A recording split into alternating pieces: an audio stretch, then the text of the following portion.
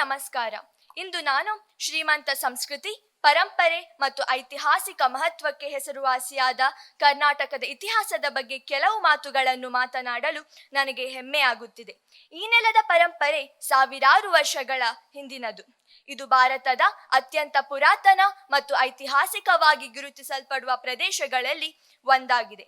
ಕರ್ನಾಟಕದ ಆರಂಭಿಕ ಆಡಳಿತಗಾರರು ಕ್ರಿಸ್ತಶಕ 4ನೇ ಶತಮಾನದಲ್ಲಿ ಕದಂಬರು. ಕನ್ನಡವನ್ನು ಆಡಳಿತ ಭಾಷೆಯಾಗಿ ಪ್ರಚಾರ ಮಾಡುವಲ್ಲಿ ಅವರು ಪ್ರವರ್ತಕರಾಗಿದ್ದರು.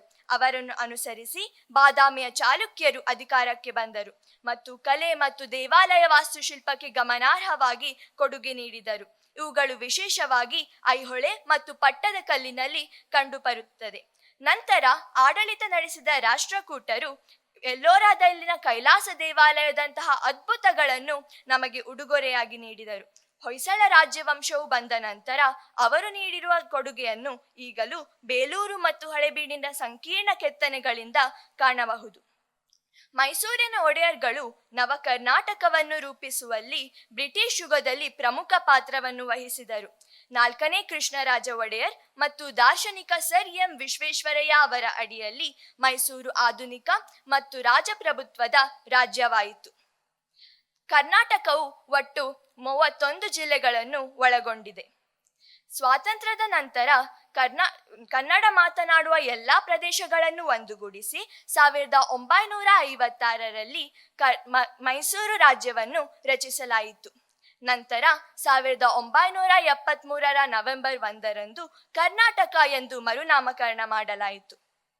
ಕರ್ನಾಟಕದ ಪ್ರತಿಯೊಂದು ಜಿಲ್ಲೆಯು ಸಮೃದ್ಧಿ, ಶ್ರೀಮಂತಿಕೆ ಮತ್ತು ಭಾಷಾ ವೈವಿಧ್ಯತೆಯಲ್ಲಿ ವಿಶಿಷ್ಟವಾಗಿದೆ. ರಾಜಕೀಯವಾಗಿ ಕರ್ನಾಟಕವು 224 ವಿಧಾನಸಭಾ ಕ್ಷೇತ್ರಗಳು, 28 ಲೋಕಸಭಾ ಕ್ಷೇತ್ರಗಳನ್ನು ಹೊಂದಿದ್ದು ರಾಷ್ಟ್ರೀಯ ಮತ್ತು ರಾಜಕೀಯ ಆಡಳಿತದಲ್ಲಿ ಪ್ರಮುಖ ಪಾತ್ರ ವಹಿಸುತ್ತದೆ. ಕರ್ನಾಟಕದಲ್ಲಿ ಮಾತನಾಡುವ ಪ್ರಮುಖ ಭಾಷೆ ಕನ್ನಡ. ಇದು ಕೇವಲ ಭಾಷೆಯಷ್ಟೇ ಅಲ್ಲ, ನಮ್ಮ ನಾಡಿನ ಸಾಂಸ್ಕೃತಿಕ ಗುರುತು. ಕನ್ನಡವನ್ನು ಹೊರತುಪಡಿಸಿ ತುಳು, ಕೊಂಕಣಿ, ಕೊಡವ ಮತ್ತು ಉರ್ದು ಭಾಷೆಗಳನ್ನು ಸಹ ಇಲ್ಲಿ ಮಾತನಾಡಲಾಗುತ್ತದೆ. ನಮ್ಮ ಕನ್ನಡ ಸಾಹಿತ್ಯಕ್ಕೆ ಒಟ್ಟು 8 ಜ್ಞಾನಪೀಠ ಪ್ರಶಸ್ತಿಗಳು ದೊರಕಿರುವುದು ನಮ್ಮ ಕನ್ನಡ ಸಾಹಿತ್ಯ ಶ್ರೀಮಂತಿಕೆಯನ್ನು ಎತ್ತಿ ತೋರಿಸುತ್ತದೆ. ಈ ಸುಂದರ ಮತ್ತು ಐತಿಹಾಸಿಕ ರಾಜ್ಯದ ಭಾಗವಾಗಿರುವುದಕ್ಕೆ ನಾವು ಹೆಮ್ಮೆ ಪಡೋಣ. ಧನ್ಯವಾದಗಳು. ಜೈ ಕರ್ನಾಟಕ. ಓಕೆ, ಭಾಷಣ ಬರೆದವರು ಯಾರು ಬರೆದು ಕೊಟ್ಟರು? ನನ್ನ ಅಪ್ಪ. ನಿಮ್ಮ ಅಪ್ಪ ಏನು ಮಾಡ್ತಾರೆ ಅವರು? ಅವರು KMCಯಲ್ಲಿ marketing manager. Okay, very good. ಭಾಷಣ ಪ್ರತಿಭಾ ಕಾರಂಜಿಯಲ್ಲೆಲ್ಲ ಹೋಗಿದ್ದೀರಾ? ಹಾಂ, ಹೌದು. ನಿಮ್ಮ ಹೆಸರು? Sushravya. Sushravya, very good. Sushravya. Judges ಯಾರು ಇಲ್ಲಿ? ನಿಮಗೆ ಮಾರ್ಕ್ ಕೊಡುವವರು ಯಾರು? ನೀವು. ನೀನು ಎಲ್ಲಿ ನೋಡ್ತಾ ಇದ್ದಿ? ಕ್ಯಾಮರಾ ನೋಡ್ತಾ ಇದ್ದಿ.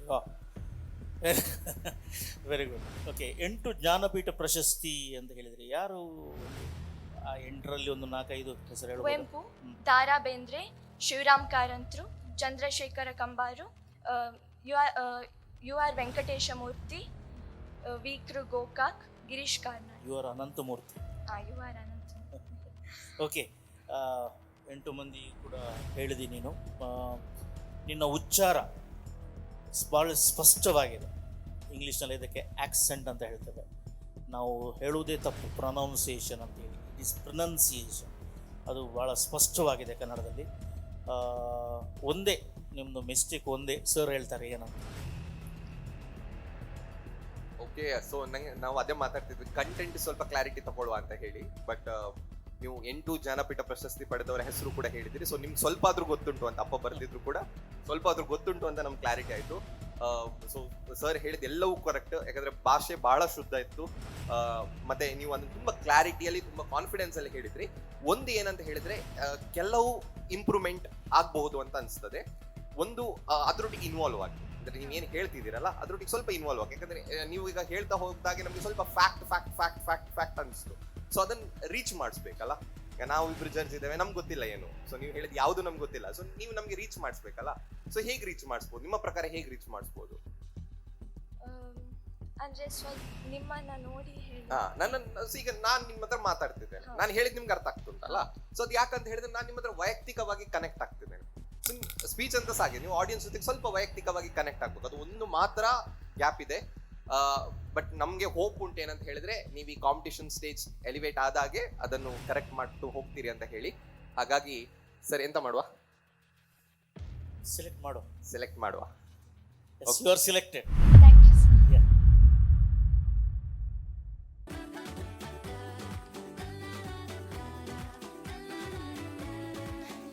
Please come. ಸುಶ್ರಾವ್ಯ, ಹಾಡ್ತೀಯ ನೀನು? ಒಂದು ಹಾಡು ಹಾಡಿ. ಮುದಾಕರಾಕ್ತಮೋದಕಂ ಸದಾ ವಿಮುಕ್ತಿ ಸಾಧಕಂ ಕಲಾದರಾವತಂಸಕಂ ವಿಲಾಸಿ ಲೋಕರಕ್ಷಕಂ ಅನಾಯಕೈಕನಾಯಕಂ ಅನಾಗ್ರಿತೇವ ದೈತ್ಯಕಂ ನತಾಶುಭಾಶು ನಾಶಕಂ ನಮಾಮಿ ತಂ ವಿನಾಯಕಂ. ಓಕೆ, ನಿಮ್ಮ ಅಣ್ಣ ಮತ್ತು ದೈಜುವಳ್ಳಿಗೆ ಏನು ಸಂಬಂಧ ಇದೆಯಾ? ಅವನು ಚಾಣಾಕ್ಷ ಚಾಲೆಂಜ್ ಮತ್ತೆ ಡೈಜಿಬಲ್ಡ್ ಅಂತ್ಯಾಕ್ಷರಿ. ಹಾ, ಅವನು ಚಾಣಾಕ್ಷ ಚಾಲೆಂಜ್ ವಿನ್ನರ್. ವಿನ್ನರಾ? ಓಕೆ, ಈಗ ನೀವು ಅವಿಭಕ್ತ ವಿನ್ನರ್ ಆಗಬೇಕಲ್ವಾ? Please come and collect the medal from sir. Congratulation Sushravya, ಒಳ್ಳೆ ಹಾಡ್ತೀನಿ.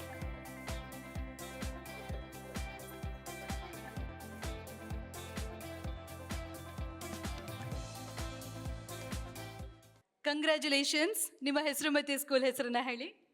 Sushravya, green park central school ಹಿರಿಯಡ್ಕದಿಂದ.